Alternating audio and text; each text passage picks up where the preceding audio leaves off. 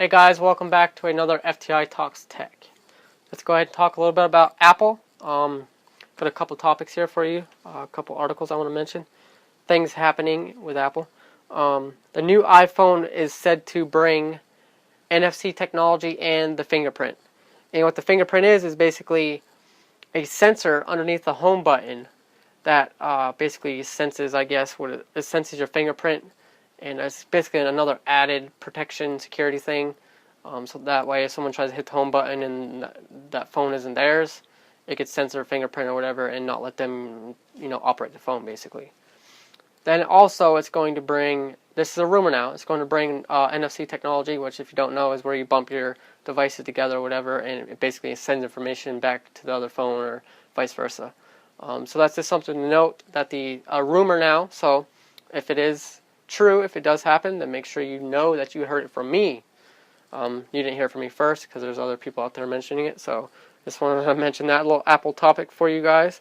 Let's see what else we got here. No, that's a BlackBerry. I want to talk about BlackBerry here. Has how Apple gets all the good apps. Now, do you think Apple is the platform that always, or the operating system or whatever, they always get the good apps?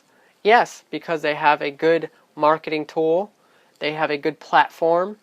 They work well with the app developers, and yeah, that's why they get the good apps, people.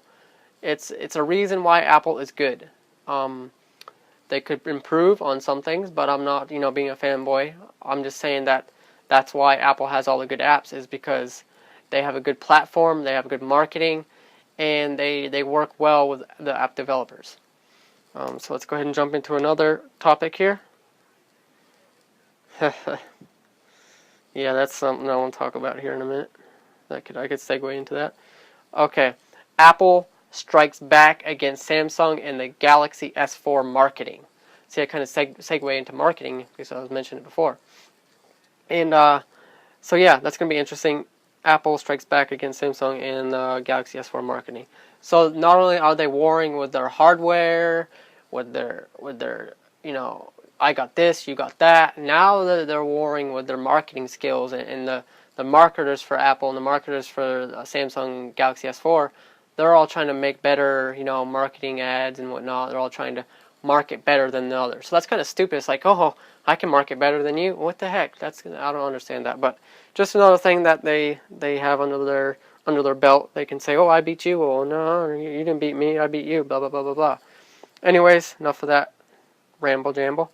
Okay, nearly half of BlackBerry Z10 buyers switching from iPhone and Android. So the BlackBerry Z10, not Z10, that's for Canadians, Z10 is doing very well. It's obviously doing very well because people are switching from the iPhone and Android. Let me just give you a little note here. Noted by the RBC Capital Markets, which shows 45% of those buying Z10s converted from the two leading operating systems, which we all know is iPhone and Android. So BlackBerry Z10s are doing pretty well. If 45% of them are switching from iPhone and Android to a BlackBerry Z10, then something's got to be going on with the BlackBerry that people are liking. Maybe Apple and iOS and everything and Androids maybe can learn from what the BlackBerry has to offer. I'd love to try out a BlackBerry. I did try out, had a BlackBerry, I forget what it was called, Pre-Palm, something like that. I didn't have it, but I just messed around with it. It was one of my family members, and they let me mess around with it. But that was a while ago. Okay, new iPhone. Okay, we talked about the fingerprint. Yeah, I'm just kind of interested with that. If that's a rumor, like I can't wait to see what the iPhone's going to bring. Like that's kind of cool how it has that added security feature. Because not only do you know how you can download an application where it says "Where's my iPhone?" I'd rather have another implementation for security, like not just an application, but something on the hardware device itself that will help block people from entering the phone. Also, I wanted to quickly mention. Crap! I just totally lost my train of thought.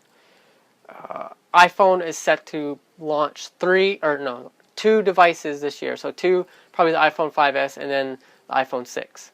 And which is going to be interesting is the iPhone 5S is rumored to have the security and the home button, and then have the NFC technology. So the iPhone 6 this year, I wonder what that's going to bring. That is going to be very cool to see what they're going to put in the iPhone 6. I love to see what that's going to be like. I don't know. I'm just excited for the iPhone 6 to see what that is. Maybe because everyone's saying, okay, let me go ahead and jump into this. I'm going to segue into this. The BlackBerry CEO is saying iPhone interface is very old, or old indeed. And yes, it is. It is old. The interface, the dock, everything in the iPhone, the iOS basically is very old. Even on the Mac and even on tablets and everything, it's very old. It needs to be changed. And maybe that's why people are turning away from the iPhone and going to a BlackBerry Z10. I'm not sure if that's why, but I mean it's just an opinion or an example of maybe that's why they are moving to the BlackBerry Z10 is because of the interface. It's been there ever since the iPhone 1 or the iPhone basically came out. So they need to do some revamping, some changing around. I want some more customization, like I talked a few weeks ago about the jailbreaking, how it adds some customization options and stuff. So I'd like to see the iPhone 6 have that customizable stuff where you can customize the dock, you can customize the screen, you can customize notifications. It isn't the plain old bland same freaking dock, same folder or thingy-mabobber, and that's it. And it's nothing else. Just all you can change is the wallpaper, and that's it. I like to change the app screens. That would be cool if you could change the app logo or whatever. Maybe change the color, how the Google has the green. Maybe change that, or maybe add a cover photo over the folder. So say social networking, maybe add a cover photo over that folder. Let me go ahead and give you an example of what I'm talking about. Okay, see how I have these folders, and it's basically blank, and all you see is just that gray, and then the minimized applications there. Now, what if you could add a photo over that whole folder? That would be cool. So that's a browser. So maybe I could add a folder, and it not just be that little gray border there, and then that little blackish type. This right here. Oh, sorry about that. Kind of hard trying to do that. But this stuff like that, I'd like to change that color, and maybe add a cover photo over that or something like that. That would be awesome to be able to do that, to do it to the folders, because I kind of understand, how I said about doing it to the application. No, I'd rather do it to the folders. That would be really cool to be able to do that. So yeah, that's something I just wanted to talk about. The BlackBerry CEO thinks iPhone interface is old, and I definitely agree with him 100% on that. So last and finally, this will be the end of the FTI Talks Tech. I want to quickly ask you, what would you do if the internet totally crashed? The reason why I ask this is look at how many people are on the internet nowadays compared to back in the 80s. Back in the 80s, people weren't worried about safety and security and the internet crashing. Now we got to worry about that, because if we took all the email addresses today and put them in a book, that book would be 25 miles thick. Okay, that's a fact right there. 25 miles thick book of email addresses inside there. And we all know you have to be on the internet to have an email address, basically. So yeah, just let me know what you guys think about all the topics. Let me know about the internet. If the internet crashes, what would you do? And I'm talking internet for everything, internet totally in general. That means no iPhone, no tablet, no PC, no streaming devices, none of that. Gone. Boom. Sit down and just watch TV off your cable box. Which is another thing. Leo Laporte was talking about the Roku, the new Roku that just came out is adding some very cool things, and I'd actually like to try one of those Roku boxes out. I never had one. I never had a streaming device. I always relied on DirecTV or Time Warner.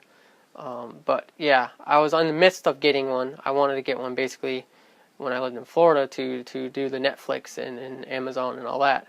But I don't think it was a Roku. I think it was something else. Anyways, I think he was actually talking about cable going away, which we already talked about this in a couple of weeks ago. Cable going away, the boxes, cable companies switching over and not doing the TV side or the cable side, only doing the internet side. I believe that's an awesome idea. I believe the Roku streaming and the streaming devices, the boxes. I believe the cable companies should take that over, and they should just forget about the regular cable box that we have nowadays and use the streaming devices as their number one product. Because Roku is actually they're stepping up. The internet streaming of movies is beating the cable companies, I believe, and that's what they're afraid of. That's another thing that he was talking about in there. So I just wanted to mention those topics for you guys. I want to talk a little bit about them. I know I could talk more in depth, but this video is going on 12 minutes, so I know you guys don't want to stare at me in the back with this background all white and talking about nothing with my iBeats plugged in right here. As you can see, the iBeats. See it? There you go. Alright, well, I'm going to go ahead and end this video. Thank you guys for watching. Hopefully you guys have a good day, good night, or a good morning, wherever you're in the world. Peace out.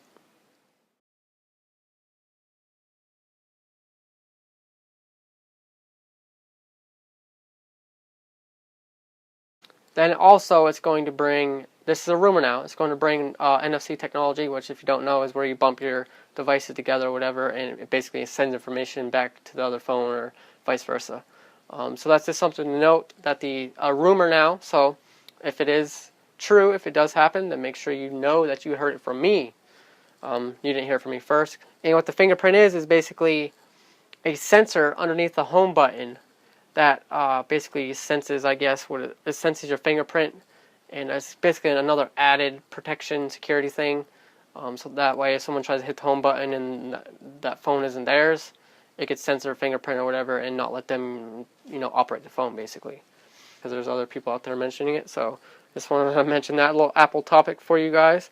Let's see what else we got here. No, that's a BlackBerry. I want to talk about BlackBerry here. Has how Apple gets all the good apps. Now, do you think Apple is the platform that? Hey guys, welcome back to another FTI Talks Tech. Let's go ahead and talk a little bit about Apple. Got a couple topics here for you, a couple articles I want to mention. Things happening with Apple. The new iPhone is said to bring NFC technology and the fingerprint, or the operating system or whatever. They always get the good apps. Yes, because they have a good marketing tool. They have a good platform. They work well with the app developers, and yeah, that's why they get the good apps, people. It's a reason why Apple is good.